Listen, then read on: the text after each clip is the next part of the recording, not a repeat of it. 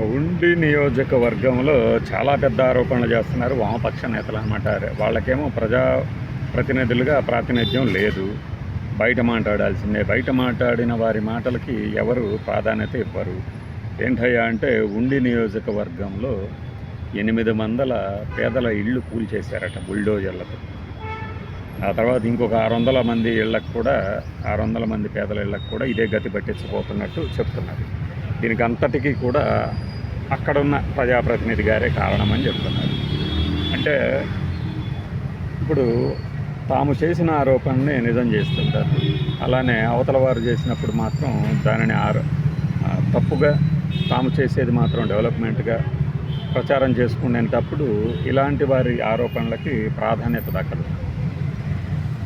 ఇప్పుడు అల్లూరి సీతారామరాజు పేరిట ఒక కాలనీ ఏర్పాటు చేసుకుంటే ఆ కాలనీనే లేకుండా చేశారట. మరి దీనికి సమాధానం ఎవరు చెప్తారు? సందర్భంగా సిపిఎం లీడర్లు కొంతమంది కొన్ని ఘాటైన వ్యాఖ్యలు చేశారు. బ్యాంకులకి 1000 కోట్లు అయితే మాత్రం ఎగ్గొడతారు, కానీ ఇక్కడ పేదల ఇళ్ళు కూడా ఎలా కూలగొడుతున్నారు, ఇది తప్పు కదా అని. మరి ఆ నియోజకవర్గ ప్రతినిధి ఎవరో మీ అందరికీ తెలుసు, డిప్యూటీ స్పీకర్ రఘురామకృష్ణరాజు గారు. మరి ఆయన స్పందన ఎలా ఉంటుంది దీని మీద? తప్పు కదా, పేదల ఇళ్ల మీదకి బుల్డోజర్లు పంపించడం అనేది మంచి ప్రభుత్వం తాలూకు లక్షణాలు కాదు కదా. ఎలా అవుతాయి? మీరు ప్రతి వారికి ఇప్పుడు P4 పేరుతో పేదరికం రూపుమాపుతామన్న ఒక మహోన్నత ఆశయం ఇళ్లను కూల్చివేస్తే నెరవేరుతుందా? అది కుదరని పని కదా. మరి ఈ దిశగా వచ్చే విమర్శల్ని, లేదు ఇవి కేవలం ఆరోపణలే అంటారా?